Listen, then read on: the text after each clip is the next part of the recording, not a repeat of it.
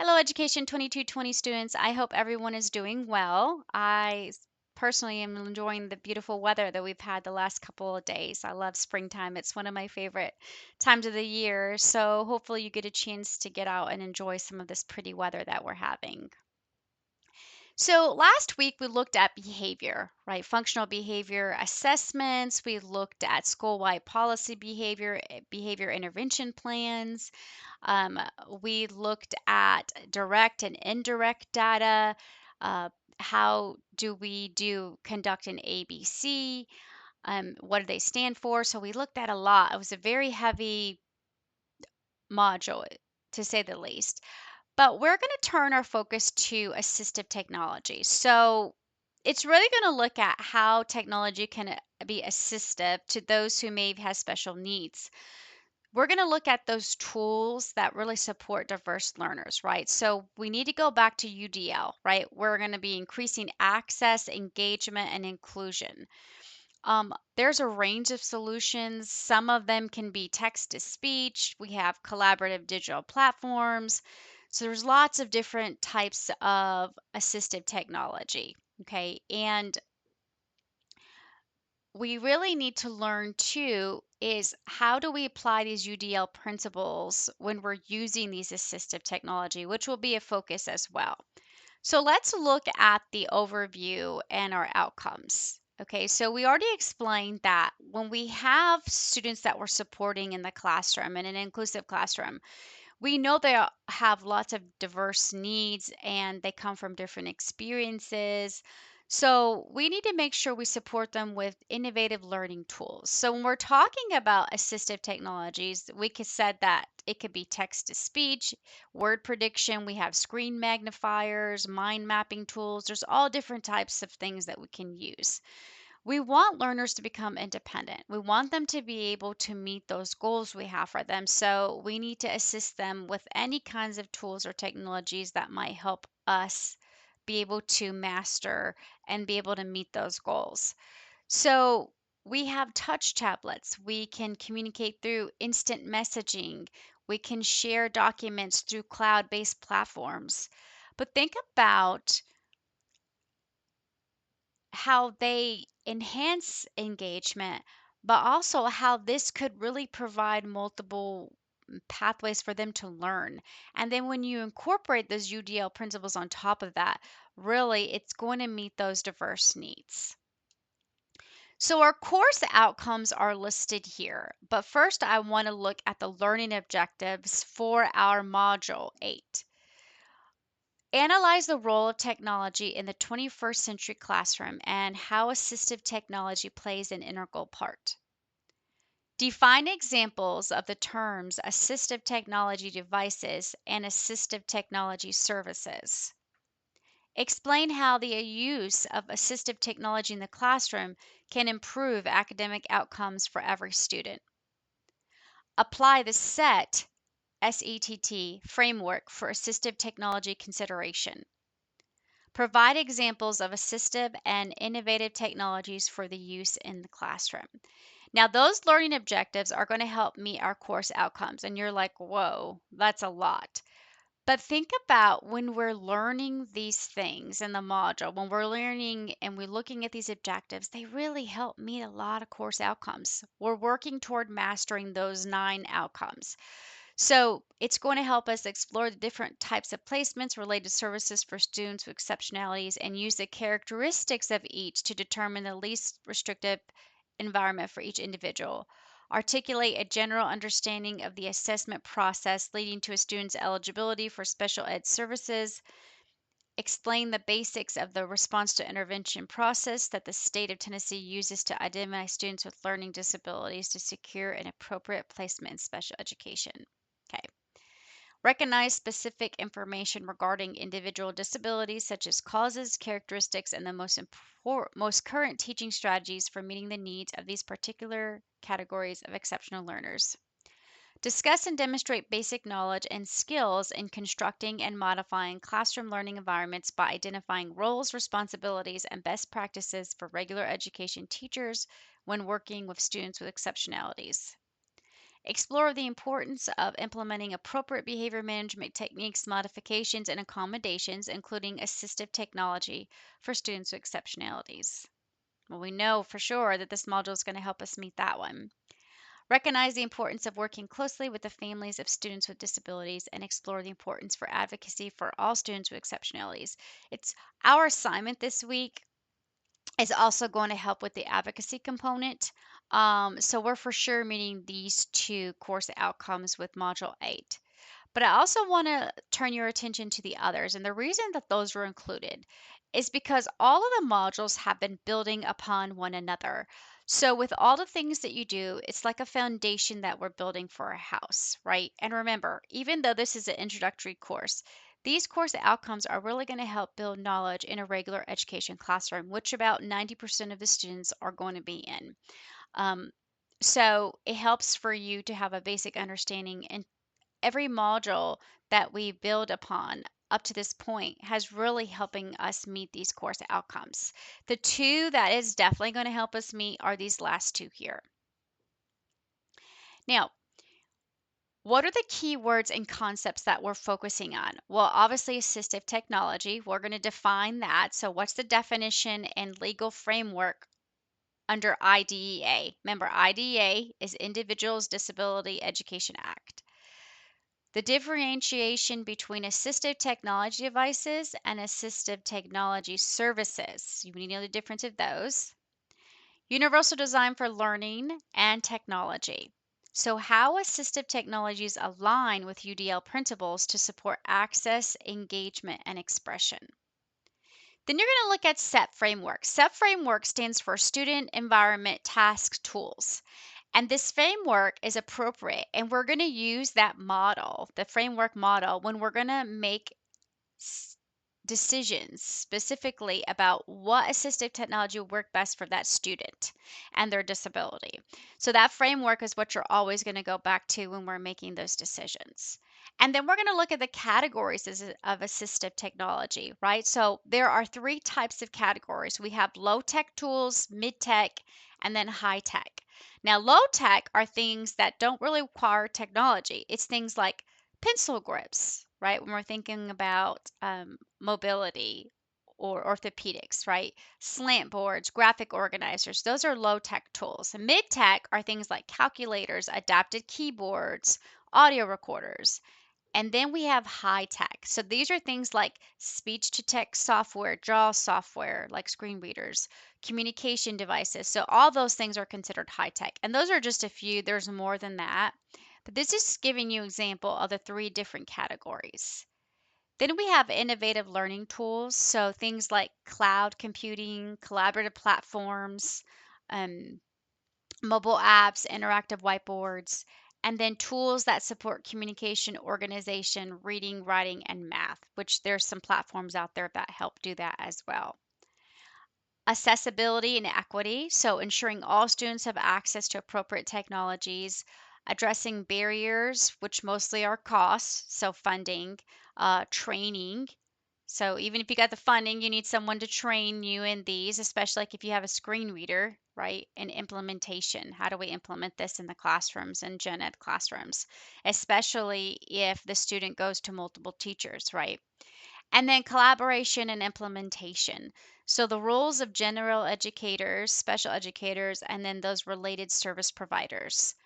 And then importance of family involvement and student voice in the assistive technology selection. Okay, and obviously that would be if the student were a little bit older. So that's really going to be your focus when you're reading chapter in the textbook and also when you are going through the module. Now, what standards align? What are we looking at? So first, let's look at these teacher preparation standards, the INTAS standards. So obviously, standard 2 learner differences. So the teacher uses understanding of differences and diverse cultures and communicates to ensure inclusive environments that enable each learner to meet high standards. And then standard 3, the learning environments. And then standard 10, leadership and collaboration. So really we're touching on all of those when we are doing module 8. And then counsel for exceptional children. We're covering Standard 1, learner development and individual learning differences. Standard 2, learning environments. Standard 4, assessment. And Standard 5, instructional planning and strategies. Okay, so let's look at your reading and resources. So you're going to be reading chapter 12. I know it's a little confusing because it says module 8, but you will read chapter 12 in the textbook. Okay. Um, and again, focus on those key concepts and definitions and things that we talked about because that's really going to help set your focus when you're reading chapter 12. So I always include the publishing company's PowerPoint and outline. It's there. Some people like it, some people don't, but nonetheless, it's there for you. I do have a web page that I included, which I felt like was helpful. It gives you different additional information on assistive devices, specifically listening. So this is a web page that I found that had a YouTube video. So I just took the YouTube video out and I put it in here. So I would suggest watching it. I feel like it's helpful. It's going to dive deeper into assistive technology and give you a small look into it. And then, how are we going to be assessed this week? So, obviously, you have your Module 8 quiz, which is going to be over Chapter 12 content. But then we have that advocacy component, excuse me, I can't talk this morning, advocacy component that we talked about. The objective of this assignment was really for you to be able to assist a student. So I gave you a scenario about a student who's a fifth grader. Her name's Natasha. And Natasha has severe scoliosis and she wears a back brace and she's in your classroom. And you notice that her disability, and specifically her back brace, is interfering with her ability to engage in a lot of the academic and physical tasks in your classroom. So, one of them being she cannot sit comfortably in a regular chair. She can't participate when she goes to PE. So, when we do group work or she's moving around during stations or anything that we have going on, it seems like she's having trouble and struggling. So, as part of her IEP team, you are preparing a request. You're going to make a letter and create a letter because you're requesting assistive technology. Um, you want a specialist to come and evaluate Natasha and make recommendations what you think would help Natasha. I mean, you obviously need to do a little research, which is very helpful with our chapter 12 that we're doing, and that video that is embedded in the module. So, you note your observation of areas in which Natasha's challenges are hindering in her access to the curriculum and how assistive technology might overcome these challenges. Now, this first section here, it really talks about the assistive technology. I know I said that under IDA, how do they define it? So I put that here and some more information. And then I also included the table in 12.1, um, because we need to see it's not one size fits all. So, all this information, along with the set framework, is really going to help you when we're talking about Natasha and figuring out what would help her. So, what you're going to do, and I did provide a sample letter here, which I always feel like I'm a visual learner, so it helps me to see kind of what you're looking for, what are you wanting me to do.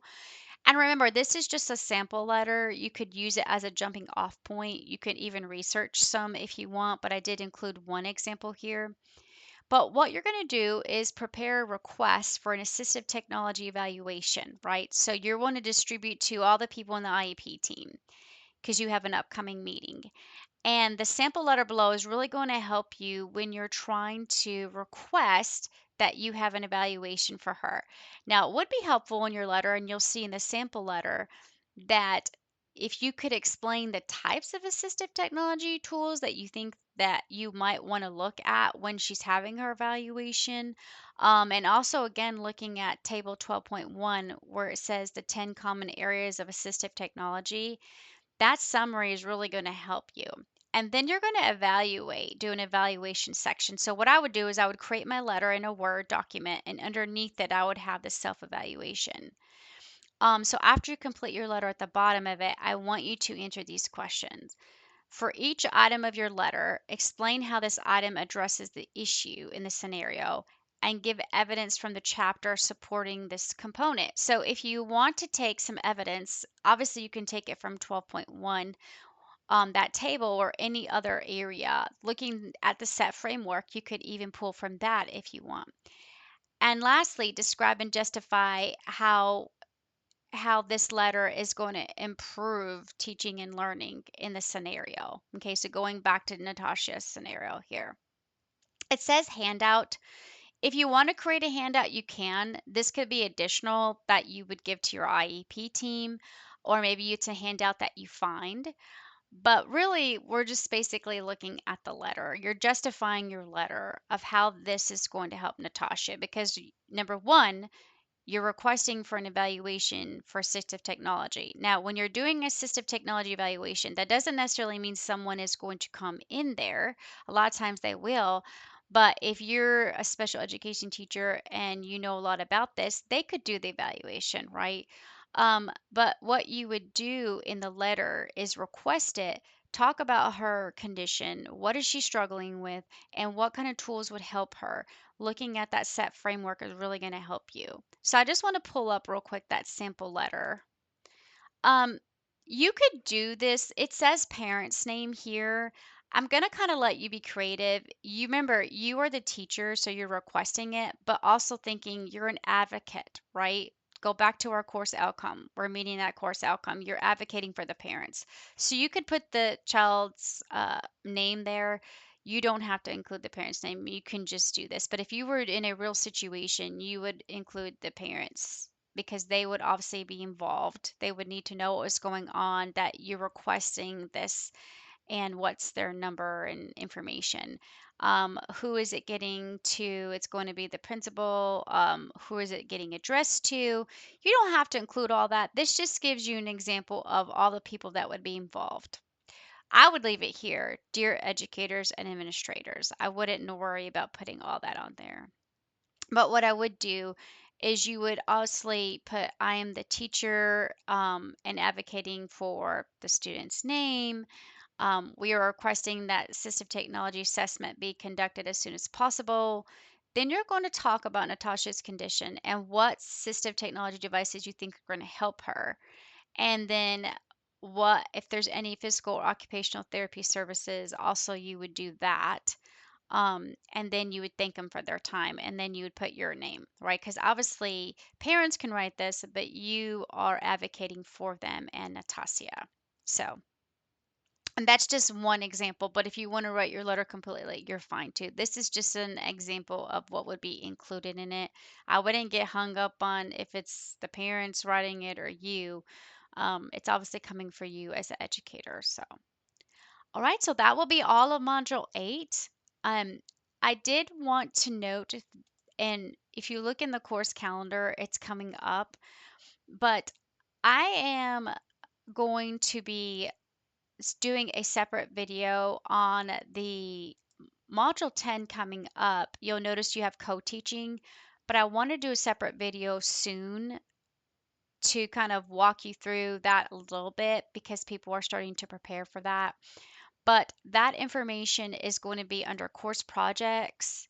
And if you look at co-teaching assignment, there is a video there, and I'm going to kind of go over it a little bit, but I want you to start working on your co-teaching assignment. Some of you have already told me your strategy, so it's time to start preparing that presentation. But I'm going to do a separate video. It will go up next week.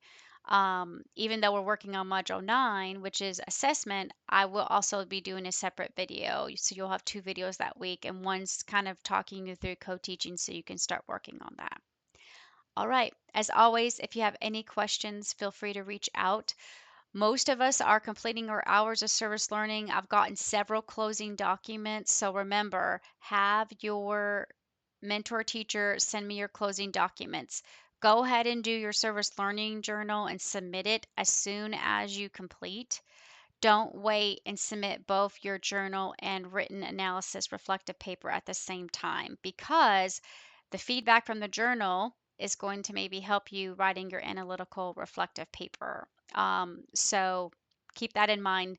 Those due dates are approaching, but if you have any questions or concerns about your placement or if your mentor teacher has sent me your documents, please feel free to reach out. All right, take care.